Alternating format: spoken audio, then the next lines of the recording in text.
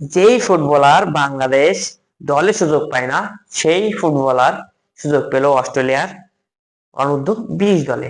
এটা কিভাবে সম্ভব?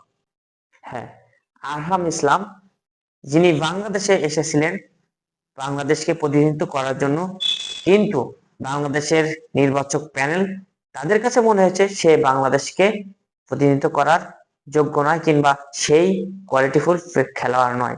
অথচ সেই একই খেলোয়াড় অস্ট্রেলিয়ার ফুটবলের যারা নির্বাচক আছেন তারা মনে করলো সে পারফেক্ট, সে অস্ট্রেলিয়া দলকে প্রতিনিধিত্ব করতে পারবে।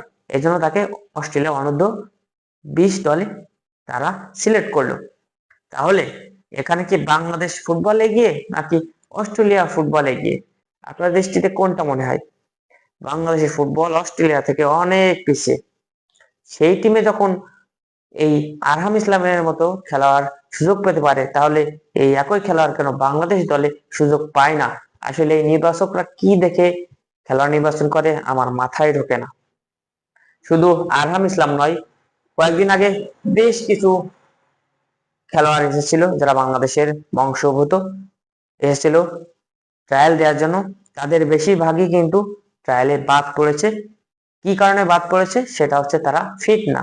অথচ কয়েকদিন পরে দেখা যায় সে একই খেলোয়াড় কেউ ইংল্যান্ড দলে সুযোগ পাচ্ছে, কেউ অস্ট্রেলিয়া দলে সুযোগ পাচ্ছে, অথচ তারা বাংলাদেশে খেলার যোগ্য না। আসলে মাথায় ঢোকে না কি দেখে তারা খেলোয়াড় নির্বাচন করে।